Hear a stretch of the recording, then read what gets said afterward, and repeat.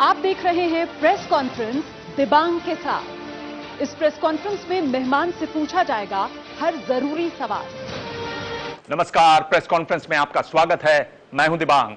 Press conference में आज मेरे साथ वरिष्ठ पत्रकारों का पैनल और एक बेहद खास मेहमान जो कई अच्छी बुरी फिल्मों में यादगार भूमिकाएं निभा चुके हैं, लेकिन इस बार असल जिंदगी में जब वो एक नई भूमिका में आए तो बहुतों ने कहा कि वो ये दूसरों के निर्देशन पर कर रहे हैं। हालांकि उनका कहना है कि ये उनका अपना रास्ता है। इंडिया गेट कैसे उनकी जिंदगी में आया और क्या यही उनकी जिंदगी का सारांश है? सभी जरूरी सवाल जानेंगे। हमारे साथ हैं अनुपम खेर। आपका स्वागत है। धन्यवाद, बहुत बहुत शुक्रिया। आपसे सभी जरूरी सवाल, लेकिन उससे पहले यह रिपोर्ट।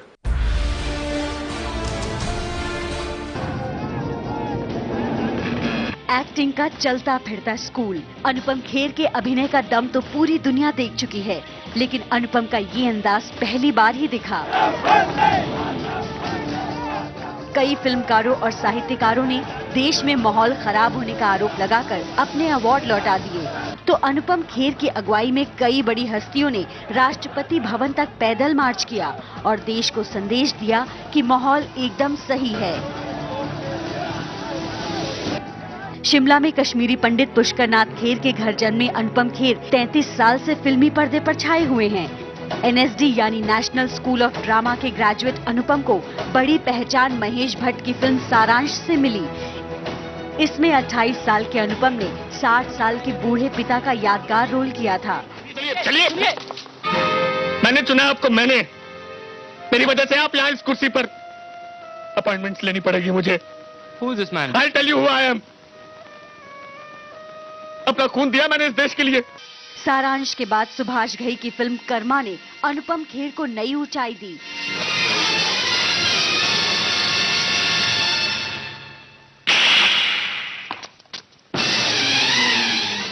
डॉक्टर डैंग का 29 साल पुराना ये किरदार आज भी जहन में ताजा है। इस थप्पड़ की गूंज सुनी तुमने? चाहे मुख्य अभिनेता का रोल हो या विलेन का, बाप का या दादा का किरदार, कॉमेडी हो या ट्रेजेडी, अनुपम खेर हर रोल में खुद को फिट कर लेते हैं। लेकिन कभी ऐसा वक्त भी था जब मुंबई में संघर्ष कर रहे अनुपम को कई रातें रेलवे प्लेटफॉर्म पर गुजारनी पड़ी थी। अनुपम को 2 बार नेशनल अवार्ड और पद्मश्री का सम्मान मिल चुका है। वो सेंसर बोर्ड और नेशनल स्कूल ऑफ ड्रामा के अध्यक्ष भी रह चुके हैं। अनुपम आज 2 वजहों से सुर्खियों में हैं: पैदल मार्च और प्रेम रतन धन पायो।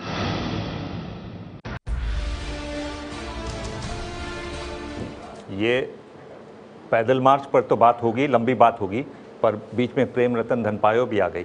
बड़ी अच्छी ओपनिंग हुई, बहुत कमाल की। कल मैंने फिल्म देखी, बहुत अच्छी फिल्म है। और मैं मेरी शुरुआत राजश्री प्रोडक्शन से ही हुई थी।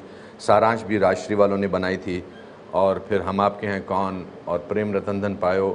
ऐसा सुनने में आया है कि पहला दिन रिकॉर्ड ब्रेकिंग हुआ है 42 करोड़ के करीब। पर फिल्म बहुत अच्छी है, हिंदुस्तानी मूल्यों पर है, हिंदुस्तानी संस्कारों पर है। ऐसी फिल्में आजकल देखने को कम मिलती हैं।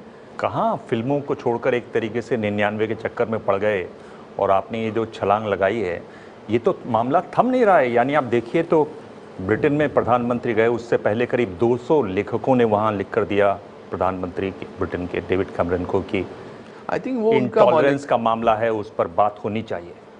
तो आपने जो राग छेड़ा वो काफ़ी लंबा चल रहा है। सर, राग मैंने नहीं छेड़ा, आपने राग मैंने को छेड़ा। जो जिन लोगों ने राग छेड़ा वो मैंने सुना, क्या कहते हैं, बेसुरा लगा। तो मैंने एज एन ऑडियंस बैठ के बोला, भैया ये राग बेसुरा है, इसे तो जिनकी बातें आप कर रहे हैं या जिन्होंने ब्रिटेन में जो भी कुछ किया है वो उनका मौलिक अधिकार है, और जो मुझे सही लगता है वो मेरा मौलिक अधिकार है। ना वो गलत हैं ना मैं गलत हूँ, सीधी सी बात है। अगर आप को कोई मुद्दा बुरा लगता है तो आप उस पर टिप्पणी करते हैं, लेकिन अगर आपको इनको कोई मुद्दा अच्छा लगता है तो इनको पूरा हक है कि वो उस पर टिप्पणी करें। देश ने, यही तो हमारे स्वतंत्र देश की खासियत है कि हर इंसान टॉलरेंस और इनटॉलरेंस के बारे में बात कर सकता है, ऐसा मुझे लगता है। चलिए, थोड़ा सा बदलाव आपके बातचीत में दिखाई दे रहा है, जो कि एक अच्छी बात है। आप देखिए, आप पहले से कुछ सोच के आए हैं कि आपके बातचीत का रुख ऐसा होने वाला है, क्योंकि आप मुझ में बदलाव ढूंढ रहे हैं कि आपके रुख में बदलाव आया, that means you have a pre conceived feeling Dibang कि ये ऐसे हैं, अब मैं देखता हूँ ये बदले हैं कि नहीं। ऐसा तो नहीं है ना? ऐसा नहीं है कि मैं खाली कोरे कागज में आऊं, ये तो मैं बात आप जब मानते हैं। हाँ, तो कुछ मैंने आपके बारे आइडियाज में- हैं कि भाई ऐसे हैं ये, अब मैं देखता हूँ कि ये जो मैं सोचता हूँ वैसे हैं या बदले हैं। आप अगर कुछ कहते हैं वो मैंने पढ़ा है और उसी के आधार पर मैं आपसे सवाल पूछूंगा। जी जी जी। अनीश कपूर हैं, बहुत बड़े आर्टिस्ट हैं, उन्होंने कहा कि हिंदुस्तान में हिंदू तालिबान है, इस पर आपकी क्या राय है? बहुत शर्मनाक बात कही है उन्होंने। एक हिंदुस्तानी जिन्होंने पूरी ज़िंदगी लंदन में गुजारी है, लंदन में गुजार कर वहाँ पर अपनी ज़िंदगी या वहाँ पर हमारे पूरे देश के वो मान हैं, और इस तरह की बात करना बहुत उन्हें शोभा नहीं देता है। वो भी तब जब प्रधानमंत्री वहाँ पर दौरे पर गए हुए हैं। तो उनकी शख्सियत की मैं बुराई नहीं करता, मगर उनके जो इस टिप्पणी की मैं मुझे लगता है मुझे तकलीफ़ पहुँची as a Hindustani, as a patriotic Indian. I am sure he must be also patriotic Indian. इसमें जो ये जो हल्ला मच रहा था, उसमें जब आपने भी उसमें आवाज़ जोड़ी, मैं आपसे पूछ रहा हूँ, जब आवाज़ हल्ले में जुड़ती है तो हल्ला और तेज़ी होता है। जी नहीं, हमारी तो आवाज़ जुड़नी चाहिए। कुछ लोग बात करें, आप क्योंकि चाहते हैं कि करोड़ों हल्ला ऐसे होना नहीं, चाहिए। करोड़ों ऐसे हिंदुस्तानी हैं जो शायद अनुपम खेर की तरह नोन फेस नहीं है, मगर अगर हम इंडिया गेट पर गए थे ये सोच के कि 500 लोग इसमें जुड़ेंगे क्योंकि लास्ट मिनट पे डिसाइड हुआ था, और अगर 15,000 लोग जुड़े तो उन 15,000 लोगों का विचार भी रहा होगा। और अगर 27 सिटीज़ ऑफ हिंदुस्तान में ये मार्च किया गया तो उनके भी एक ख्यालात होंगे। हम कुछ गिने चुने लोगों से ही पूछते हैं ना कि भाई आपकी ये राय है, उसके मुकाबले में जो करोड़ों लोग ऐसा नहीं सोचते हैं उनकी राय भी इम्पॉर्टेंट है। हो सकता है कि मैं उनकी ज़बान बोल रहा हूँ जी। तो हल्ले में हल्ला, आप हल्ला नाम दे रहे हैं, मगर उनको जो दूसरे वाले हल्ला कर रहे हैं, चलिए आपने ये तो बोला कि वो भी हल्ला कर रहे हैं, तो चलिए अच्छा है, डेमोक्रेसी में तो ये अलाउड है कि 2 हल्ले हों तो बहुत ही अच्छी बात होती है। आपने उस दिन एक बात कही, वो सुन लेते हैं। जिस मकसद के लिए यहाँ आया हूँ वो है फ्रीडम ऑफ टॉलरेंस हमारे यहाँ है, फ्रीडम ऑफ स्पीच हमारे यहाँ है। हमारा देश महान है, हम लोगों को बांटने की कोशिश की जा रही है, हम लोगों को बंटवारे की कोशिश की जा रही है, वो पर उस पर ध्यान देना जरूरी है। उनका अपना अंदाज है, उन्होंने अपना मौलिक अधिकार वापस किया है, मगर वो अपनी इनटॉलरेंस दिखा रहे हैं और वो देश की इनटॉलरेंस के बारे में बात करते हैं कि देश जो है बहुत ही उन्नति की ओर जा रहा है, बहुत अच्छा काम कर रहा है और हम सब साथ में हैं। यहाँ पर आपने ये भी कहा कि किसी को इंटॉलरेंस पर बोलने का, भारत में इंटॉलरेंस पर बोलने का अधिकार नहीं है। आप उसको आज उस बयान को वापस लेते हैं या उसमें सुधार करना चाहेंगे? वो मैंने किस कॉन्टेक्स्ट में कहा था वो बोल देता हूँ, और अगर आपको लगा कि मेरा कॉन्टेक्स्ट गलत था तो आप चाहेंगे तो मैं बयान वापस ले लूँगा। मैंने कहा nobody has the right to talk about intolerance, no Indian has the right to talk about in foreign land. अगर हमारे यहाँ बहुत सारे लोग हैं जो देश की बुराई करते हैं बाहर, तो इससे ज़्यादा टॉलरेंट बात और क्या हो सकती है।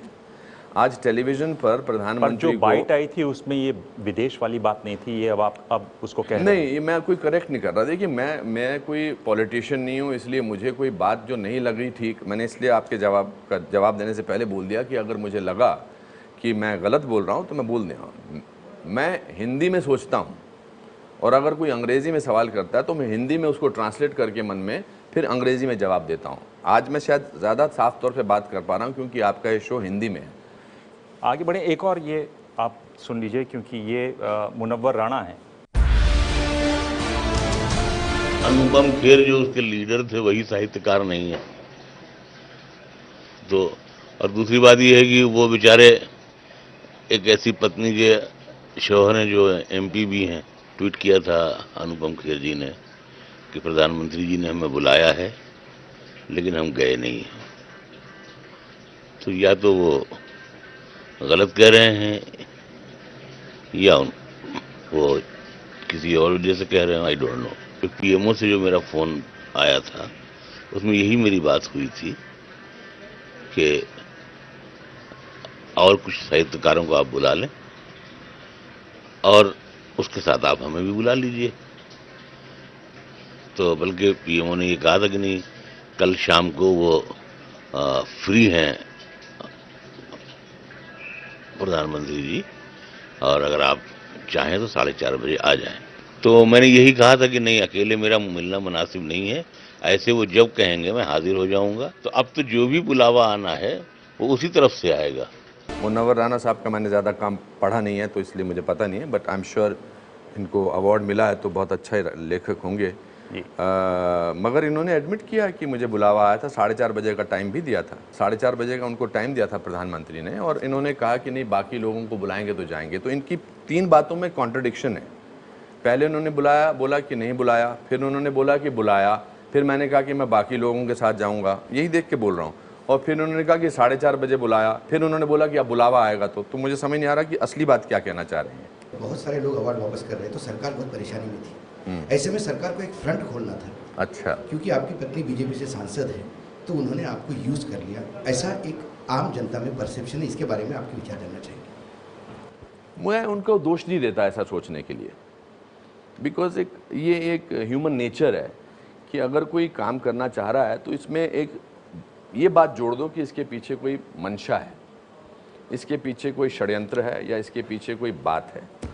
तो बड़ा स्वाभाविक सी बात है कि वो इस बात को लेके चलेंगे। बल्कि अब यहाँ पर गीता तो है नहीं, तो मैं गीता पर हाथ रख के कह देता कि जो मैं कह रहा हूँ सच कह रहा हूँ, सच के अलावा कुछ नहीं कह रहा हूँ। तो ऐसा बिल्कुल भी नहीं है। अगर यही बात होती तो मैं बीजेपी ऑफिशियली ज्वाइन कर लेता, मुझे कौन रोक सकता है बीजेपी ज्वाइन करने के पहले। मेरा सच सिर्फ मैं ही जानता हूँ। मैं कह सकता हूँ कि जिन्होंने वापस अवार्ड किया है, मैंने तो नहीं कहा कि इनको कांग्रेस ने भेजा है। मैंने ये कहा बल्कि कि इनमें से 70% लोगों ने जिन्होंने अवार्ड वापस किया था, उन्होंने इलेक्शन से पहले एक पिटीशन साइन किया था जिसमें उन्होंने साफ साफ बोला था हमें नरेंद्र मोदी प्राइम मिनिस्टर नहीं चाहिए। तो वो बन गए प्राइम मिनिस्टर, बहुमत से बन गए।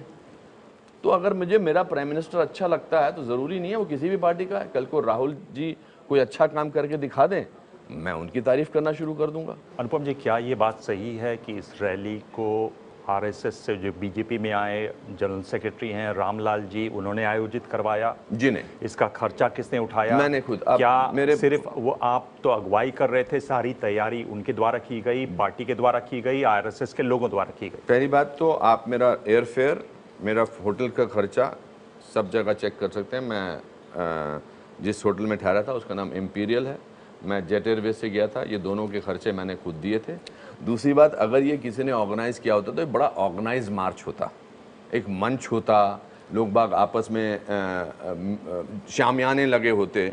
उधर तो हम तो 500 लोगों की तैयारी में गए थे, और 500 लोगों की तैयारी में वहाँ पर अगर 15,000 लोग आ गए और धक्के मुक्के हुए तो इसका मतलब कोई ऑर्गेनाइज नहीं था।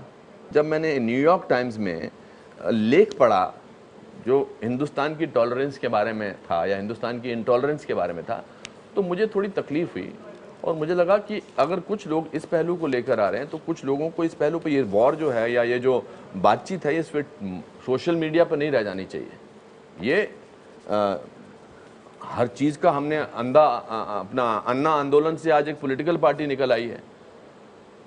अब मैं तो बहुत सारी चीज़ें होती हैं। तो आप ये कह रहे हैं कि इसमें आरएसएस का कोई हाथ नहीं था, ये आपका स्वतः किया हुआ था, और खर्चा आपने अपना स्वयं उठाया, और बाकी लोगों का किसने उठाया? बाकी लोगों ने, वो आप उनसे पूछ सकते हैं, मैं उसके बारे में मैंने किसी से इस बार की तहकीकात नहीं की कि आपको किसने खर्चा दिया है, उसकी जानकारी आपको नहीं? मुझे नहीं जी। मैं पहली बात तो मुझे आपका ये प्रोटेस्ट समझ में नहीं आया, इन द सेंस कि आप प्रोटेस्ट कर रहे हैं उनके खिलाफ जो खुद प्रोटेस्टर्स हैं और वो प्राइवेट सिटीजन्स हैं। उनके खिलाफ नहीं कर रहा है। आप प्राइम मिनिस्टर के पास जाते हैं, आप प्रेसिडेंट के पास जाते हैं और कंप्लेन करते हैं कि यार ये लोग जो प्रोटेस्ट कर रहे हैं ये गलत है, क्योंकि आपका जो लॉजिक है कि इंटॉलरेंस हमेशा से रहा है और आपने तब कुछ नहीं किया, आज कह रहे हैं।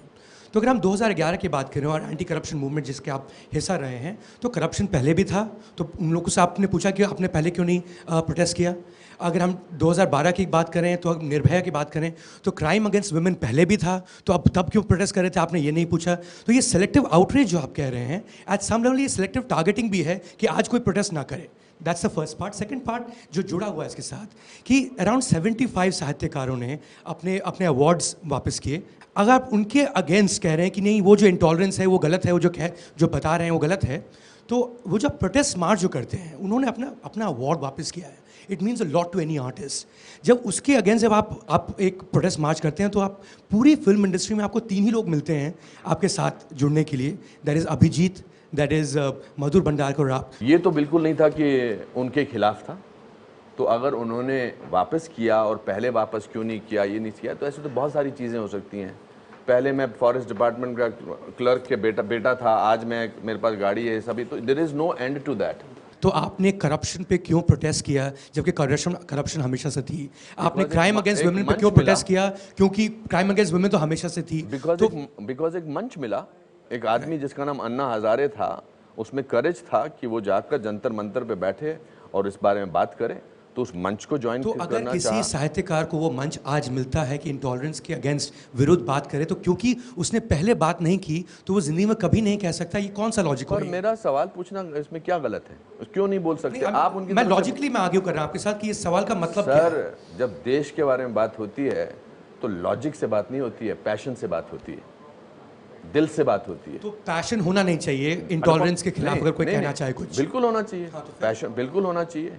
मगर मैं अगर नयनतारा जी, मैं नाम लेके बोलना चाहूँगा, बिकॉज मैं ये कुछ छुपा फिकार आपको बात नहीं करना चाहता। 84 राइट्स हुए थे, उनको 86 में मिला था साहित्यकार अवार्ड।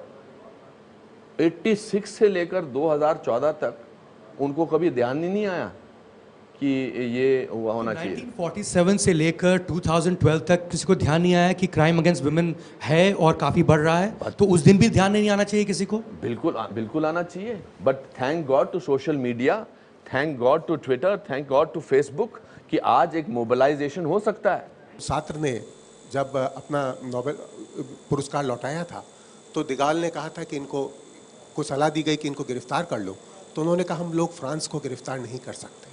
तो लेखक साहित्यकार जो है वो आत्मा थी। आप अपने ही बंधुओं के खिलाफ खड़े होके एक सरकारी दबाव क्यों डाल रहे थे? क्यों आपको ऐसी ज़रूरत महसूस पड़ी कि जो तंत्र था उसको आपको अपनी तरफ करना पड़ा, जिसमें आपको ये भी मालूम नहीं है कि आपका साथ जो लोग थे वो कौन थे, जिन्होंने अपना हिसाब किताब आप नहीं बताना चाहते, अपना बता रहे हैं। आपकी ईमानदारी पे किसी को शक नहीं है, आपकी कलाकार होने पे भी किसी को शक नहीं है, आप एक बड़े कलाकार हैं, लेकिन आपने दबाव की राजनीति क्यों की?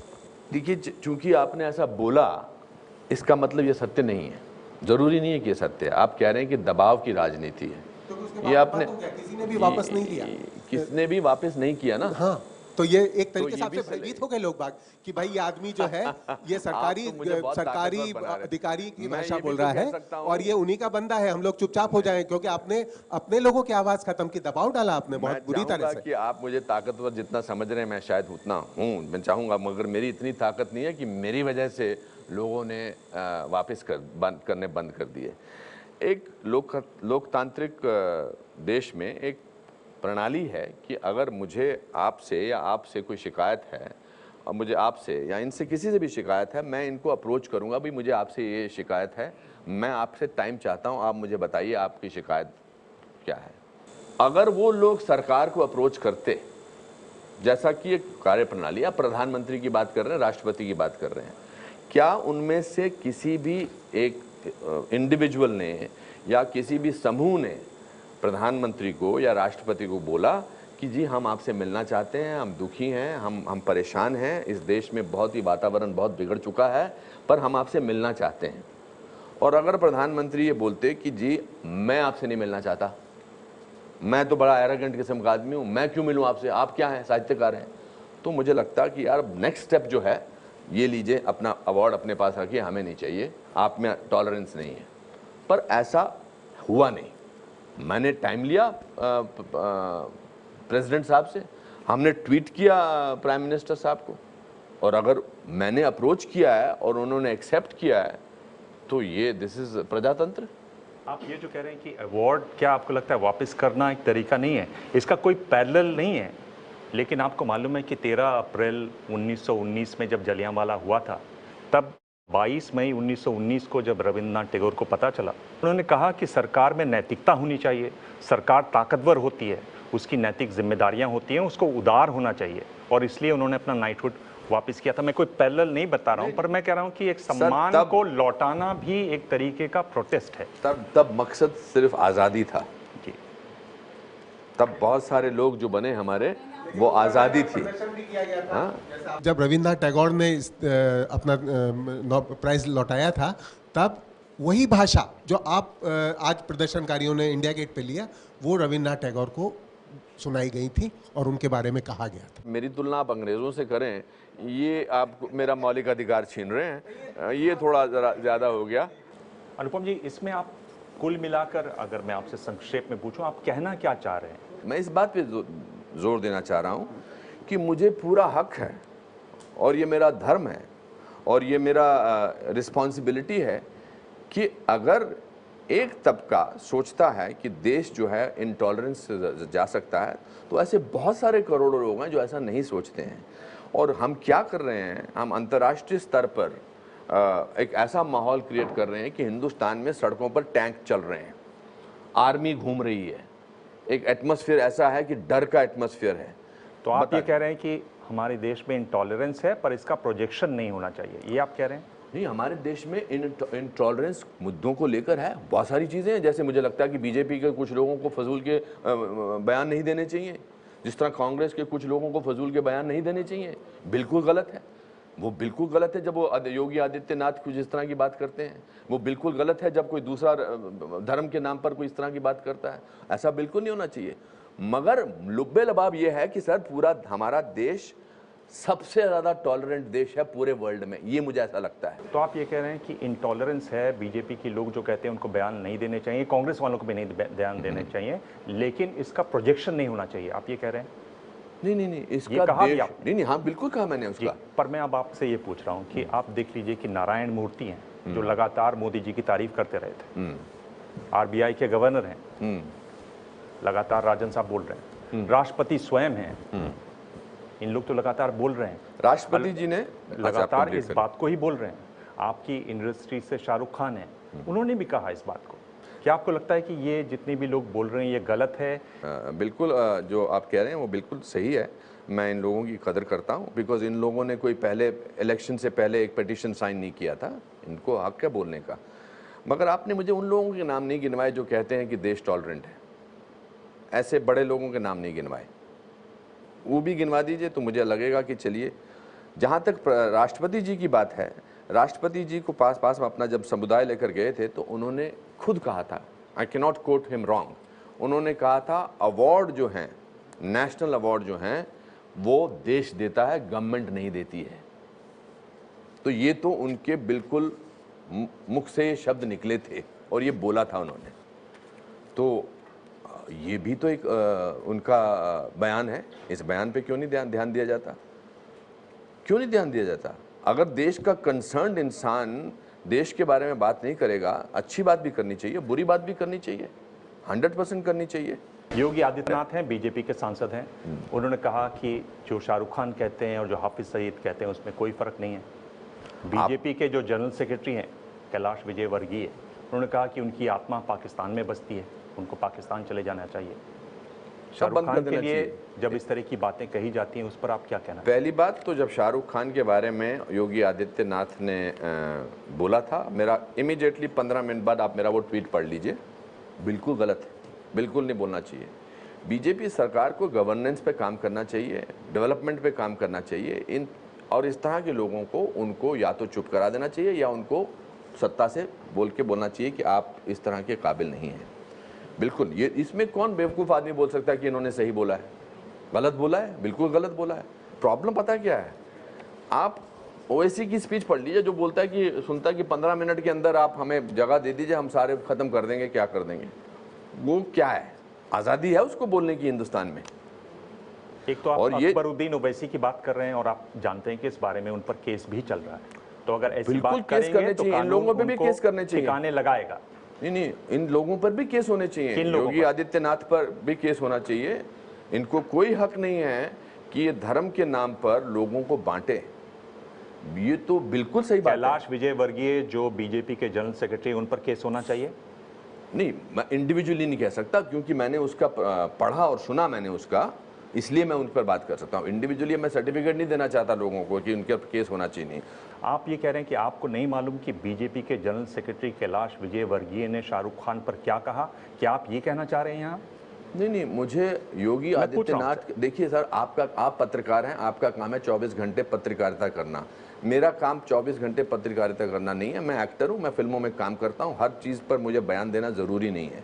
मगर जो मुझे लगा, जिसके लिए बारे में मुझे लगा, वो मैंने उसका जवाब दिया। अब हर किसी इंसान को मैं सर्टिफिकेट बांटता नहीं फिरूंगा, क्योंकि ना वो ज़रूरी है। बिल्कुल, अगर उन्होंने ऐसा कहा है, मैं आपकी बात मान लेता हूँ, तो उन्होंने भी गलत कहा है। बट अब मैं आपसे बात करना चाहता हूँ, दिग्विजय सिंह साहब ने पार्लियामेंट की एक अपनी पार्लियामेंटेरियन को बोला कि बड़ा टंच माल है। क्या मैडम, आपसे मैं पूछना चाहता हूँ कि दिग्विजय सिंह के इस टिप्पणी को आपको कैसा लगा? चलिए अनुपम जी, नहीं, एक मिनट सर, एक मिनट सुन लीजिए। नहीं, आप नेताओं की बात कर रहे हैं। आप शो करते हैं, अच्छा शो करते हैं, आपका शो मैं देखता हूं, आप वहां सवाल पूछते हैं। ये शो मेरा है, मुझे शो को कर लेने दीजिए। दिग्विजय सिंह ने इस बात का जवाब दिया हुआ है, मैंने उनसे पूछा हुआ है ये सवाल। क्या बोला उन्होंने? मैं जानना चाहता हूं ना, देश भी जानना चाहता है। प्रेस कॉन्फ्रेंस देख लीजिएगा, वो YouTube पर है, आप उसको देख सकते हैं। जिकमो जी, आप पूछिए अपना सवाल। लोकतंत्र में विरोध करने का तरीका क्या होता है? मैं आपसे एक पर्सनल सवाल पूछूंगा, सॉरी, मेरा कोई आपके बच्चे हैं? जी हाँ, बच्चे हैं, 2 बच्चे हैं। 2 बच्चे हैं। आपका बेटा या आपकी बेटी, दिमाग साहब, I know, just one second, ये शो मेरा है सर, इसका नाम अनुपम खेर शो नहीं है सर। अरे सर, पर आपने मुझे तो बुलाया है। दिमाग साहब, आपसे आपका शो कोई नहीं ले सकता। आप बहुत सालों से पत्रकार है और मैं आपकी बहुत इज्जत करता हूँ और आपके विचारों को मैं अच्छा करता हूँ। बट कभी कभी कुछ चीजें समझाने के लिए सवाल पूछना जरूरी होता है। दर्द अगर बहुत बढ़ जाए तो बिना बात के भी लोग चले जाते हैं। चले, आपको ठीक लगेगा कि आप अपने? तो कैसे लगेगा? ठीक भी लगेगा। मैं तो कोशिश करूंगी कि निपट जाए मामला और मैं समझाऊं, सरकार की तरफ से कोई सवाल। यही मेरा कहने का मतलब है। तो आपको नहीं लगता कि जिन लोगों ने कहा था कि प्रधानमंत्री नहीं बनने चाहिए नरेंद्र मोदी, अगर वही वापस कर रहे हैं तो कोई उनका एजेंडा है? आपको नहीं लगता? नहीं, क्यों? कोई भी कह सकता है नरेंद्र मोदी मुझे पसंद नहीं है, ये कहना गलत है क्या? कर चुके हैं। नहीं, हम सिर्फ इस मामले कह रही है, वो समन्वय की कर रही हैं कि समन्वय कैसा हो उसके बारे में ये समझना चाह रही है। पर मैं आपसे एक बात ये पूछ रहा हूँ अनुपम जी, क्यों लोग आपसे बार बार ये कह रहे हैं कि अनुपम खेर जो कर रहे हैं वो किसी के इशारे पर कर रहे हैं? अनुपम खेर आगे अपनी जिंदगी में कुछ पाना चाहते हैं इसलिए ये कर रहे हैं, ये इनका फ्यूचर कैरियर बनाने की एक कोशिश। बिकॉज और कोई वो दलील देना नहीं चाहते और वो नहीं कह सकते हैं। जिन्होंने आपका विरोध करने का सोच लिया है या नहीं सोचा है, उनको अगर लगता है कि मैं ये बात जो बोल रहे हैं मुझे सही नहीं लग रहा है, उनको कोई ना कोई कारण तो ढूंढना पड़ेगा ना। क्या आज इस शो पर आप कहेंगे कि कोई राज्यसभा का नॉमिनेशन, कोई पद्म भूषण पद्म विभूषण या कोई पद जब तक ये मोदी सरकार है मैं नहीं लूंगा, ताकि लोग ये ना कहें कि आपने ये सब इसलिए किया था ये पाने के लिए? क्या ये आप कह सकते हैं? दैट मींस आपको ऐसा लगता है कि जो पद्म भूषण और पद्म विभूषण मिलते हैं वो सरकार की चमचागिरी से मिलते हैं, कि सरकार के लिए रोष निकाल के प्रदर्शन से मिलते हैं? क्या आप ये कहना चाहते हैं कि अगर मुझे कल को पद्म विभूषण या पद्म भूषण मिला, वो मुझे क्या सिर्फ इसलिए मिलेगा क्योंकि मैं नरेंद्र मोदी और बीजेपी के साथ झंडा लेकर खड़ा हूं? क्या मुझे मेरी काबिलियत के लिए मिला? पर जहां तक राज्यसभा की बात है, मैं नहीं चाहूंगा। पर जहां तक आप मेरे मान की बात कर रहे हैं, मुझे सम्मान की बात कर रहे हैं, ऑफकोर्स मुझे मिलना चाहिए। क्यों नहीं मिलना चाहिए?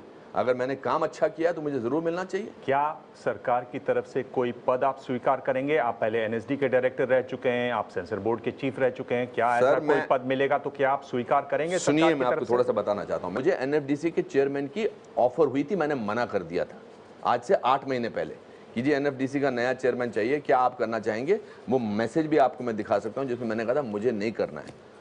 बट जहां तक आप पद्म भूषण और पद्म विभूषण की बात कर रहे हैं, वो मुझे काबिलियत के लिए अगर मुझे सरकार देगी, मैं सर आंखों पर लूंगा। आपने जो दिल्ली में मार्च निकाला, अब वो मार्च वहीं आपकी मुहिम वहीं थम गई है कि आपकी कोई भविष्य में ये विरोध पर और कोई रणनीति है? मैं है तो क्या है? खत लिखने की सोच रहा हूँ, ओपन लेटर नहीं, एक खत, बिकॉज ओपन लेटर भी अभी फैशन हो गया है, जो मेरे दिमाग में चल रहा है, ताकि जो चीज़ें मुझे लगता है कि प्रेजेंट सरकार को करनी चाहिए उसके बारे में, या उनको क्या कमज़ोरियां हैं, बिकॉज मुझे लगता है कि अगर मैंने एक बात बढ़ाई है उसको थोड़ा आगे बढ़ाना बहुत ज़रूरी है। तो खत देश के नाम होगा, प्रधानमंत्री के नाम होगा, बीजेपी के नाम होगा, पार्टी के नाम होगा? बिल्कुल, ताकि ये मिथ्या लोगों के मन से निकल जाए कि जी ये आदमी तो बीजेपी की बात करता है। मैंने फर्स्ट ड्राफ्ट लिखा है, सेकंड ड्राफ्ट लिखा है, क्योंकि मैं अभी लिख रहा हूँ, जैसे ही निकल के आ जाएगा, because I have to write it. मैं अंग्रेजी में सोचता नहीं और मैं अंग्रेजी में लिखना चाहता हूँ और हिंदी में मैं लिख नहीं पाता हूँ। अच्छा खत होगा, उसमें ये बात भी होगी जो दिबांग साहब आपने कही कि इस तरह के लोगों को मत, इस तरह के लोगों का मुंह बंद करना बहुत ज़रूरी है, जो इस तरह की धर्म के नाम पर इस तरह की बात करते हैं। हम भी धर्म वरम 2015 में है यार, अभी सब लोग साथ में मिलकर रहना चाहते हैं। क्या आप 4 लोगों को लेकर खड़े हो गए हैं? सर मैं एक पढ़ा लिखा आदमी हूँ, मैं बहुत सभ्य अपने आप को समझता हूँ, गुंडा किस्म का आदमी नहीं हूँ, पॉलिटिशियन नहीं हूँ। धार्मिक असहिष्णुता और धर्मनिरपेक्ष न होना इस देश में किसी भी देशभक्त के लिए बड़ा अपराध है। आप इससे सहमत हैं? शाहरुख खान ने कही है ये बात। हाँ, कांग्रेस पार्टी कह रही है कि उनको जो अब बुलाया जा रहा है ईडी में, वो इसलिए बुलाया जा रहा है क्योंकि उन्होंने इस तरह का बयान दिया, ये कह रही है कांग्रेस पार्टी। आपकी क्या राय है इस पर? मैं इस पॉलिटिक्स में क्यों पढ़ूंगा कि कांग्रेस शाहरुख जी के बारे में क्या कह रही है? मुझे क्या लेना देना? मैं तो ना उनका नुमाइंदा हूँ ना इनका नुमाइंदा हूँ, मैं क्यों इस बारे में बात करूंगा? आजकल ये दिखाई पड़ रहा है कि जब कोई भी ओपिनियन कोई व्यक्ति देता है तो उस पर अब्यूज़ होता है, उनको एंटी नेशनल कहा जाता है, उनको एंटी मोदी कहा जाता है। तो ये जो सोशल मीडिया पे हो रहा है, इसका प्रमाण थोड़ा ज़्यादा बढ़ गया है, ऐसा लगता है आपको? और ऐसा होना चाहिए? मैं तो इसका जब से मार्च निकाला मैं इसका विक्टिम हूँ, और ये सिर्फ एंटी मोदी नहीं है, एंटी कांग्रेस भी लिखते हैं। भैया सेटअप हो, ये सेल्स बन चुके हैं, ट्विटर सेल्स बन चुके हैं, लोग उसमें बैठ के डिसाइड करते हैं कि कैसे किसी की हालत ख़राब करनी है। मेरी फिल्मों के पोस्टर निकाले जा रहे हैं, और जो मैंने जिस फिल्म के लिए मुझे बेस्ट डायरेक्टर या बेस्ट सपोर्टिंग एक्टर अवार्ड मिला है, उसके बारे में नीचे कैप्शन लिखा जा रहा है, बिहार इलेक्शन के बाद अनुपम खेर का क्या हाल। क्या अनुपम खेर अब बीबीसी के किसी बंदे को जवाब देंगे कि नहीं देंगे? मुझे इमीडिएटली बोला कि आप लोगों ने भक्त शब्द का इस्तेमाल नहीं किया, मगर इमीडिएटली बोलते हैं मोदी भक्त है। आपने एक तो अपने आप को आइसोलेट कर लिया है फिल्म इंडस्ट्री में, नंबर 1, और दूसरा आपके बहाने वो फिल्म इंडस्ट्री जो कि शायद पूरे देश में एक संदेश देने के लिए जानी जाती हो एकता का, वो अपने आप में 2 भागों में बंटती जा रही है। हर प्रोफेशन 2 भागों में बंट गया है, पत्रकारिता 2 भागों में बटी है। ये तो अच्छी बात है, तो बहुत अच्छी बात है। तो जो आप कह रहे हैं वो अच्छी बात है, उसमें क्या बुरी बात है? सर मेरे दादाजी ने बहुत साल पहले एक बात कही थी, भीगा हुआ आदमी बारिश से नहीं डरता। तो सर क्या मतलब, नहीं देंगे काम, यही है ना। बट ये मैं अपने साथ जीना मेरे लिए बहुत जरूरी है। I want to live with myself and with pure conscious. कभी कभी अपने आप को अनकंफर्टेबल करके जो आपको महसूस करें उसके बारे में बात करना जरूरी है। बट अगर अब हम ये है कि अगर इस बात से मुझे काम नहीं मिलेगा तो मुझे ऐसा काम चाहिए ही नहीं। जब आप इस पर अपना हल्ला करते हैं तब आप सवाल करते हैं कि आपने तब क्यों नहीं किया था कश्मीर में, जब कश्मीरी पंडित निकाले जा रहे थे। इतने इमोटिव इश्यूज को आप लाते हैं अपने हथियार के तौर पर, क्या आपका अपने जज्बात के तौर पर? चलिए अपने जज्बात के तौर पर, हथियार के तौर पर नहीं। अगर मैं आपको बोल रहा हूं जिस तरह से आप करते हो, अगर आपके गेस्ट अगर आपसे ऐसे ही इंटरप्ट करने लगे आपके शो में, आपसे शो छोड़ के चले जाएं मुझे लगता है। अरे नहीं सर तो सुन लीजिए, बहुत टॉलरेंस है उनमें भी और मुझ में भी। आप सुन लीजिए, मतलब आप खुद कहते हैं कि ट्रेन ऑफ थॉट को डिस्टर्ब मत कीजिए, मुझे अपनी बात कह लेने दीजिए, मैं आपकी बात को दोहरा रहा हूं। मैं तो शब्द आपने इस्तेमाल किया। तो जब आप उसको इस्तेमाल करते हैं, क्या आप ये भावना से इस्तेमाल करते हैं क्योंकि आप जो कहना चाह रहे हैं उसमें आपके पास बल नहीं है, या आप उसको इस्तेमाल करते ही इसलिए हैं क्योंकि आप चाहते हैं कि उसमें वजन आए? नहीं, मैं सच बोलता हूँ, ना मैं इस वजह से इस्तेमाल करता हूँ ना मैं उस वजह से इस्तेमाल करता हूँ। अगर आज आपको लग रहा है देश में इंटॉलरेंस नहीं है, तो आपने कितनी बार बोला कि कश्मीरी पंडितों के खिलाफ जिन लोगों को अपने ही देश में रिफ्यूजी बना दिया गया, उनकी माँओं के साथ, उनकी बहनों के साथ लगातार बलात्कार, मार पीट, उनको घरों से खदेड़ कर अपने घर में, अपने ही शहर में, अपने देश में शरणार्थी बना, कितनी बार आपने बात की 84 के मैसेकर में? तो ये सच है। आपने कितनी बार बात की? आप उठा लीजिए 1993 का वर्ल्ड कॉन्फ्रेंस कश्मीरी पंडितों का यूट्यूब पर है, आप देख लीजिए। आपने क्या किया उनके लिए? आप अपनी फिल्में बनाते रहे, आप कभी भी आप इंडिया क्या गेट कर रहे हैं? सर आप भी पत्रकारिता ही कर रहे हैं ना। आपको मालूम है कि पहला मसाकर कब हुआ था हिंदुओं का कश्मीर में? सब मुझे सब मालूम है सर। बताइए कब हुआ था? नहीं, मैं इस जनरल नॉलेज के टेस्ट के लिए नहीं यहाँ पे। सवाल पूछते हैं, मैं सवाल पूछ रहा हूँ। मैं जनरल नॉलेज के टेस्ट पे नहीं आया। संग्रामपुरा में हुआ था जी, 21 मार्च को हुआ था जी, 97 में हुआ था जी। वो परिवार अब एक छोटे से फ्लैट में रहता है जी। जिनके पिताजी मारे गए थे, उनका दोस्त उसमें मारा गया था 7 लोगों में जी। उस दोस्त ने कहा तुम मेरी बहनों का ख्याल रखना। मैंने उनसे पूछा आपने बहनों का ख्याल रखा? उनमें से आज अभी भी मैं बात करता हूं तो रोंगटे खड़े हो जाते हैं। तो उनमें से एक बहन से उसने शादी की। शिवपुरा में वो छोटे से फ्लैट में रहते हैं जो मुफ्ती सरकार ने बनाए पीपल। सर मैं बोल रहा हूं, मैं I feel emotional when I speak about them. तो आप अगर ऐसे बहुत हल्के से पूछ देते हैं, आप बताइए आपने क्या किया? उस लड़के को मैं 12 साल बाद गांव ले गया एंड मैं आपको बता रहा हूं पत्ते की तरह कांप रहा था वो। उसका घर खत्म था। पहली बार वो अपने पड़ोसियों से मिला, गले मिलके उन लोग रोए। वो मंजर देखा हुआ है। दिबांग साहब, मैं आपके जज्बात को सल्यूट करता हूं क्योंकि आपकी आंखें नम हो गई हैं बात करते करते, और आपने कहा कि मेरे रोंगटे खड़े हो गए। मेरे भी आपकी बात सुनकर रोंगटे खड़े हो गए। तो अगर वो सत्य है और आपने एक परिवार को देखा, मैंने 50 हज़ारों परिवार को ऐसा देखा, तो मेरा दुख और मेरी तकलीफ उतनी ही भयावह है जितनी आपकी संवेदनशीलता है। मेरी जो मामी थी वो पागल हो गई हैं बिकॉज उसने नया नया घर बनाया था। पूरे पूंजी 15-20 साल की इकट्ठे करके उसने रामबाग में एक घर बनाया था, बहुत खुश थी। उसको लेटर आया कि भाई ये घर खाली कर दो। उसने कहा मैं नहीं जाऊंगी, मैं चाहे कुछ भी रहूंगा, मैं अपने कश्मीर में रहूंगी। तो 5 दिन बाद एक पड़ोसी पंडित का सिर कटा हुआ उसके आंगन में पड़ा हुआ था, और वो जितना भी एक फिएट कार में सामान डाल सकती थी अपने हस्बैंड के साथ, और वो निकल गई। And today she is little imbalanced. So मैं पूरे देशवासियों को ये रिक्वेस्ट करना चाहता हूं कि कभी कभी जिस तरह से कोई आदमी रिएक्ट करता है उसको उसके जज्बे में कोई इंटरप्रिटेशन मत डालिए। बस सिंपल सा मेरा ये कहना है। चलिए, आपके एक मित्र हैं, मित्र क्या है आपके, इन्होंने आपको बहुत बड़ी ब्रेक दी है, वो आपके बारे में कुछ कह रहे हैं? मेरा ये मानना है कि हाल ही में प्रधानमंत्री ने विदेश में यूके में ये कहा कि हिंदुस्तान बुद्ध और गांधी का मुल्क है, और मुझे लगता है कि ये अवसर तुम्हारे पास है कि अब तुम उनकी इस बात को खरा करके दिखाओ। मैंने तुमसे पहले भी कहा था कि जब ये टॉलरेंस और इंटॉलरेंस का एक विवाद चल रहा था, तुम्हें एक ब्रिज का काम करना चाहिए। तुम्हें एक डायलॉग का एक प्रोसेस शुरू करना चाहिए जिससे दो जो ग्रुप्स हैं उनमें एक बातचीत के ज़रिए आपसी भाईचारा बढ़े। क्योंकि ऐसी क्या बात घट गई है कि हम एक दूसरे से बात भी नहीं कर सकते। दांत अगर ज़बान काट ले तो कोई अपने दांत नहीं तोड़ देता।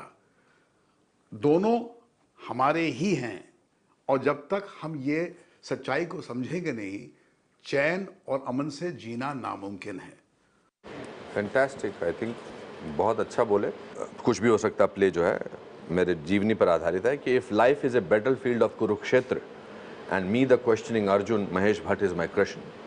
तो उन्होंने बिल्कुल सही बात बोली। हो सकता है इसका परिणाम इस तरह से निकले कि मैं ये एक ब्रिज बन जाए। भट्ट साहब ने मुझे ये भी कहा था नरेंद्र मोदी जी के बारे में कि नरेंद्र मोदी जी बहुत अपने वचन के और अपने शब्दों के बहुत सटीक इंसान हैं कहते हैं। और इसका जिक्र प्रधानमंत्री ने भी किया था जब हम उनसे मिलने गए थे कि जब दंगे हुए थे तब चीफ मिनिस्टर थे, नरेंद्र मोदी जी ने फ़ोन करके कहा था कि भट्ट साहब आप उन सब लोगों को लेकर आओ जो इस बात से परेशान हैं और जो इस बात से डरे हुए हैं।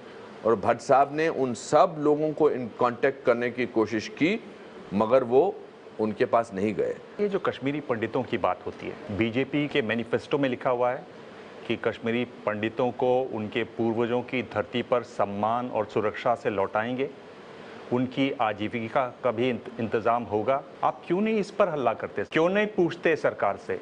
दोनों जगह इस समय बीजेपी की सरकारें हैं। मेरी पूरी कोशिश है। मुझे लगता है कि ये मामला जो कश्मीरी पंडितों का वैसे का वैसा ही है। नई नई सरकारें आई, नई नई सरकारें चली गईं, मगर इनका अभी कोई भी मसला हल नहीं हुआ है। मैं आपसे पूछ रहा हूँ प्रेस के तौर पर, क्या आपने इस पर कुछ किया है? जी जी, मैंने उनसे बातचीत की है, उनसे मुझको बोला है कि क्या है, क्या कहा उन्होंने? हम कोशिश कर रहे हैं। जो आज से 25 साल पहले बाकी सरकारों ने कहा। तो क्या आपको लगता है कि ये भी जुमला बन गया है? पॉलिटिक्स में तो सब गेम्स खेलते हैं लोग। इस सरकार भी खेलती होंगी और पहले की सरकार भी खेलती होंगी। मैं किसी सरकार का नुमाइंदा नहीं। अवार्ड वापसी को लेकर जो दरार पड़ गई है बॉलीवुड में, लेफ्ट विंग और राइट विंग, ऐसा क्लियरली डिवीजन दिख रहा है। तो जैसा महेश जी ने बोला, इस दरार को सहारने के लिए क्या आप पहल करेंगे? भट्ट साहब लीडर हैं, वो उनकी बात बहुत सब सुनते हैं, प्रोड्यूसर हैं, डायरेक्टर हैं। उनके भाई मुकेश भट्ट जो हैं वो चेयरमैन हैं गिल्ड के। लेट भट्ट साहब take a stand on that. उनको बोलना चाहिए, मैं उस स्टैंड में उनके साथ जाके खड़ा हो जाऊंगा। आपको नहीं लगता कि आज जो हमारे देश में जो गुस्सा जो है, ये सीडो सेक्युलरिस्ट एस्टेब्लिशमेंट जो है उसके खिलाफ जो गुस्सा ज़बरदस्त है कश्मीर से लेके कन्याकुमारी तक, वो इसलिए है कि जो लोग खुद को सेक्युलर समझते हैं, प्रोग्रेसिव समझते हैं, वो डबल स्टैंडर्ड अपनाते हैं, जिसके वजह से गुस्सा पहले भी था लेकिन आज ये गुस्सा अभी उभर के बाहर आ रहा है। बालाजी, आपके सवाल में आपका जवाब है। मेरे ख्याल से आज भी कश्मीरी पंडित वैली में रहते हैं। हाँ, और भाईचारे से रहते हैं। भाईचारे से क्या, कहाँ पर रहते हैं भाईचारे से? कश्मीरी वैली में रहते हैं, आज भी रहते हैं। मतलब भाईचारा कौन सा भाईचारा है? मजबूरी में रहते हैं। नहीं, और बहुत मुफलिसी में रहते हैं, बहुत तकलीफ में रहते हैं। प्रेस कॉन्फ्रेंस में ये दौर है रैपिड फायर का। अनुपम जी, 5 सवाल मैं आपसे पूछूंगा। हर सवाल के साथ मैं आपको 2 ऑप्शन दूंगा, उनमें से आपको एक चुनना है। लेकिन एक अच्छी बात है कि आप कह सकते हैं इस सवाल का जवाब मैं नहीं दूंगा, तो मैं आपको पीछे नहीं लगने वाला हूं आपके। ठीक है। और 5 में से 3 जवाब अगर आप सही देते हैं तो ये एक गिफ्ट है एबीपी न्यूज़ की तरफ से। चलिए शुरू करें। आप पॉलिटिक्स में आएंगे या नहीं आएंगे, हाँ या ना? नहीं। चलिए, आपने एक जवाब दे दिया। दूसरा सवाल हमारा थोड़ा पर्सनल हमेशा होता है, तो आपके काम से जुड़ा हुआ सवाल है। आपका फेवरेट कैरेक्टर कौन है? सारांश के हेडमास्टर बीवी प्रधान या मैंने गांधी को नहीं मारा के प्रोफेसर उत्तम चौधरी? एज एन एक्टर मेरे लिए उत्तम चौधरी बहुत डिफ़िकल्ट था करना, और सारांश मेरी पहली फिल्म थी तो मैंने पूरी ज़िंदगी का जोर उसमें डाला दिया था। But Uttam Chaudhary performance point of view से was much more difficult than Saaransh. इसमें आपका फेवरेट कौन सा है? अब 2 बच्चों से पूछ रहे हैं कि आपको कौन सा पसंद है। सारांश। सारांश। दूसरा जवाब भी दे। ऐसा कोई डायलॉग है, हर किसी का होता है कि कोई डायलॉग है जो आपसे बार बार बुलवाया जाता हो या जो लोग सुन के बड़े खुश होते हों, उन लोगों को याद रहता हो? जी जी, बहुत है। डैडी फिल्म का एक डायलॉग था बहुत अच्छा जी, कि याद करने पर बीता हुआ सुख भी दुखी देता है। या सारांश का वो फेमस डायलॉग कि टीवी लेने नहीं आया हूँ मैं, अपने मरे हुए बेटे की अस्थियाँ लेने आया हूँ। एक बाप का अपने बेटे की राख पर कोई अधिकार है नहीं, या उसके लिए भी मुझे किसी मिनिस्टर के पास जाना पड़ेगा? शुक्रिया। अगर मौका मिला तो आप क्या चाहेंगे कि राज्यसभा के नॉमिनेटेड सांसद बने या एफटीआईआई के चेयरमैन बने? देखिए, मैं दोनों चीज़ें नहीं चाहता। एफटीआई का चेयरमैन इसलिए नहीं बिकॉज मैं अपना स्कूल चलाता हूँ, but if I can make a contribution in their life I can do will be very happy. और राज्यसभा का सांसद बनने का मेरी कोई ख्वाहिश नहीं है। तो अगर इन दोनों में से अगर आपको मौका मिले तो एफटीआईआई के चेयरमैन, आप ये जवाब दे रहे हैं? नहीं, ज़रूर नहीं, दोनों ही नहीं। तो आप सवाल को पास कर रहे हैं? मैं पास कर रहा हूँ बिकॉज इसका कोई पुख्ता जवाब नहीं है। चलिए, तो 3 में से 2 सवालों के जवाब अभी तक आपने दे रखे हैं। एक का जवाब और देना होगा वो पाने के लिए। जी, और ये पुरस्कार मिलेगा तो आप शायद वापस भी कर सकते हैं उसको। नहीं सर, मैंने बड़ी मेहनत की है इस पाने के लिए, मैं वापस नहीं करूँगा। आपको क्या लगता है कि हमारे आज के सबसे बड़े सुपरस्टार हिंदी सिनेमा के कौन हैं, अमिताभ बच्चन या Shahrukh Khan? It's very difficult to answer that question. I've worked with Salman also. I think he's equally big star. मैं लोगों का मूल्यांकन नहीं करता हूँ, तो इसका जवाब देना मुश्किल है मेरे लिए। तो ये भी पास? हाँ, बिकॉज ये हाइपोथेटिकल क्वेश्चन है। चलिए, तो हाइपोथेटिकल, अच्छा चलिए, हाँ, ठीक है। आप 4 में से 2 सवालों के जवाब आपने दिए, एक सवाल बचा हुआ है। चैनल की तो टीआरपी से पता लग जाता है कौन सा चैनल अच्छा जा रहा है, अब कलाकार की टीआरपी कैसे पता लग सकती है? चलिए, पर आखिरी सवाल हमेशा बाउंसर सवाल होता है। चलिए, अब देखता हूँ, कोशिश करता हूँ। मार्च निकालने का मतलब क्या था? राष्ट्रभक्ति या मोदी भक्ति? राष्ट्रभक्ति। डंके की चोट पर राष्ट्रभक्ति। चलिए, 5 में से 3 सवालों के जवाब आपने दिए। धन्यवाद। मैं आपको एबीपी न्यूज़ की तरफ से ये thank you so much. Thank you so much. तो प्रेस कॉन्फ्रेंस में ये थे अनुपम खेर। अगले हफ्ते मिलेंगे एक और खास मेहमान से। तब तक ताजा खबरों के लिए देखते रहिए एबीपी न्यूज़।